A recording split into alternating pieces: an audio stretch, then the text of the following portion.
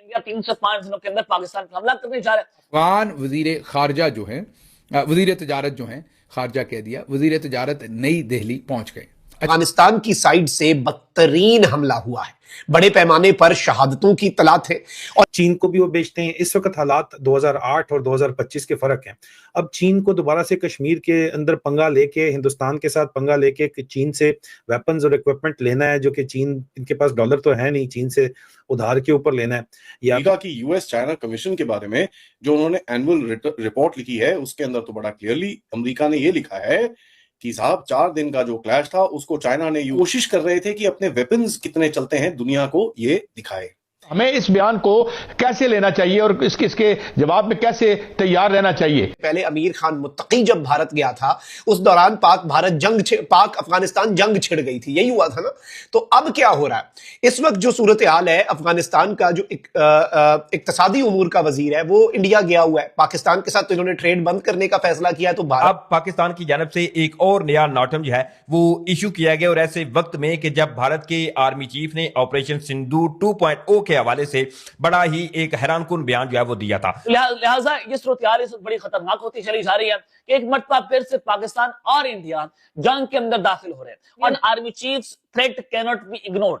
India के army chief ने पाकिस्तान को एक थ्रेट दिया और उनकी जानिब से कहा गया कि ऑपरेशन सिंदूर वो तो एक ट्रेलर था, अब हम जो करने जा रहे हैं पाकिस्तान पर 4 साल की तवील तरीन जंग मुसल्लत कर देंगे, पाकिस्तान के साथ लंबी जंग लड़नी है। कि हमारा तो ख्याल था कि भाई हमारा दुश्मन तो भारत है, और हमें तो यही बताया गया था कि अफगानिस्तान वाले तो हमारे दोस्त हैं और हमने तो उनकी हुकूमत बनाई है। लेकिन कैसी हुकूमत बनाई है कि वो सुबह शाम हमारे कान के नीचे दो लगा के जा रहे हैं और हम कुछ भी कर नहीं पा रहे। पाकिस्तान के स्टेट को फौरी और डिसाइसिव एक्शन जो है वो लेना होगा। एलओसी से कुछ इंतहाई गैर नमस्कार दोस्तों, जय हिंद। पाकिस्तान को 2 बहुत बड़े झटके लगे हैं। एक तरफ जहां तालिबान ने भारत में बैठे पाकिस्तान को बहुत बड़ा झटका दिया है और भारत से मदद मांगी है कि आप अफगानिस्तान में डैम बनाएं ताकि हम पाकिस्तान का पानी रोक सके, जिसकी मदद के लिए भारत ने हामी भर दी है, जिसे देखने के बाद पाकिस्तान को बहुत बड़ा सदमा लगा है। वही दूसरी ओर अमेरिका ने भी ऑपरेशन सिंदूर में चाइना और पाकिस्तान की पोल खोलकर रख दी है और बोला है कि ऑपरेशन सिंदूर में चाइना ने झूठे राफेल की न्यूज फैलाई थी ताकि उनके खराब J-35 फाइटर जेट की इज्जत बची रहे। हालांकि ऑपरेशन सिंदूर के बाद J-35 के जितने भी ऑर्डर थे वो सारे कैंसिल हो गए थे। दरअसल अमेरिका के USCC ने अपनी सालाना रिपोर्ट में कहा है कि चीन ने भारत पाकिस्तान संघर्ष का फायदा उठाया था और अपने खराब हथियारों की खूबियां दिखाने की कोशिश की थी। रिपोर्ट के मुताबिक चीन ने फ्रांस के राफेल फाइटर जेट्स की बिक्री रोकने और अपने J-35 लड़ाकू विमानों का प्रचार के लिए फर्जी सोशल मीडिया अकाउंट चलाया था। इन अकाउंट से नकली AI तस्वीरें बनाकर फैलाई गई थी, जिसमें दावा किया गया था कि भारतीय राइफल को चीन के हथियारों ने गिराया है।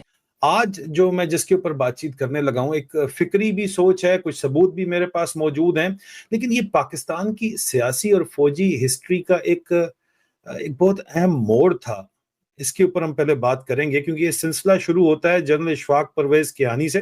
मुझे आज भी याद है जब वो हमारे पास आते थे, हमसे बातचीत करते थे और ऐसी एक बातचीत की वीडियो का एक क्लिप सामने आ गया जो कि ये इंकिशाफ करता है कि जनरल कियानी ने 2008 के एक खुफिया एड्रेस में, और ये खुफिया एड्रेस था जो कि सामने आया, जहां उन्होंने कश्मीर के हवाले से एक बहुत खुली बात की, लेकिन इस तरह वो बात हम लोगों से ऑफिसर्स को सामने बैठा के करते थे और बताते थे कि यार अभी हम और नेशनल इंटरेस्ट के नाम के ऊपर कोई भी काम यहाँ पे किया जा सकता है। अब इसके ऊपर क्यों जनरल कियानी की इस बात को आपको बताने का जो मकसद है वो इसलिए जरूरी है क्योंकि इस वक्त फील्ड मार्शल आसिम मुनीर जो है वो कश्मीर के अंदर दोबारा से उसको एक्टिवेट करके भारत को शय देना चाहते हैं कि भारत जो है वो आके कोई जंग छेड़े। उस जंग को वो चीन को भी बेचते हैं, बहुत से, एक ही तीर से बहुत से शिकार हैं। चीन को भी वो बेचते हैं। इस वक्त हालात 2008 और 2025 के फर्क हैं। अब चीन को दोबारा से कश्मीर के अंदर पंगा लेके, हिंदुस्तान के साथ पंगा लेके चीन से वेपन्स और इक्विपमेंट लेना है, जो कि चीन, इनके पास डॉलर तो है नहीं, चीन से उधार के ऊपर लेना है या कोई ट्रेड करके लेना है। तो चीन इस फेवर में होगा कि यार इनको नजर आएगा कि ठीक है, इंडिया जिसको अमेरिका काउंटरवेट बनाना चाहता है चाइना का, उनके साथ ये पंगा ले रहे हैं, तो फिर जाके वहां जाके बेचेंगे, बीजिंग में रोएंगे और कहेंगे हमें डॉलर दे दें। सबूत कुछ सामने आ जाते हैं जो आपको दिखाने हैं, लेकिन ये हमेशा से पाकिस्तान ने कश्मीर की बोगी को यूज किया है और अब्यूज किया है, इस्तेमाल करके फेंक डाल डाला, इसका मैं आपके सामने सबूत रखने जा रहा हूं जो हालात हैं। और इस वक्त जनरल कियानी और जनरल एहसान जो कि chairman joint chief of staff committee रह चुके हैं, DGISI रह चुके हैं, सुनिए जरा, और मैं चाहता हूं कि उसके बाद इस गुफ्तगू को यहां से आगे बढ़ाया जाए। 11 has completely transformed or changed various equations. We cannot have the same understanding pre 9/11 and after 9/11. What is the freedom struggle before 9/11, after 9/11, it is called something differently. We still believe the freedom struggle in Kashmir is a freedom struggle, but if you get nobody's support, so you have to adjust accordingly. I don't mean to say that we abandon because there is a national interest. दहशतगर्दी का नाम दिया जाता है और मुझे इसमें कोई आर नहीं है, मैं माइंड नहीं करता इस बात को कहने में कि हमने उनको तन्हा छोड़ दिया, अपने कश्मीरी बहन भाइयों को, लेकिन ये हमारा कौमी मफाद है।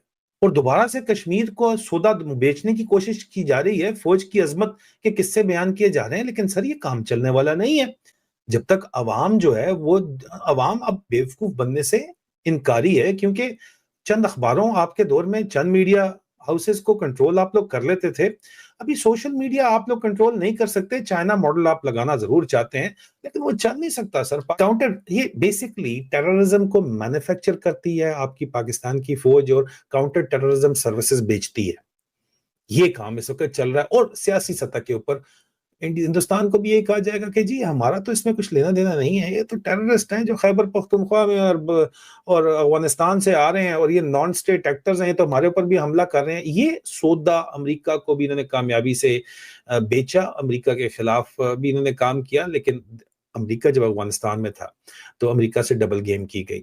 एक तरफ से अमेरिका को ये सौदा बेचा गया और दूसरी तरफ अमेरिका की पीठ में छुरा भी घोंपा गया। ऑपरेशन सिंदूर, अमेरिका की यूएस चाइना कमीशन के बारे में जो उन्होंने एनुअल रिपोर्ट लिखी है उसके अंदर तो बड़ा क्लियरली अमेरिका ने ये लिखा है कि साहब 4 दिन का जो क्लैश था उसको चाइना ने यूज करा अपने प्रोपेगेंडा चलाने के लिए, अपने वेपन्स मार्केटिंग करने के लिए, और चाइना पाकिस्तान के साथ आइडियोलॉजिकली कनेक्टेड नहीं था।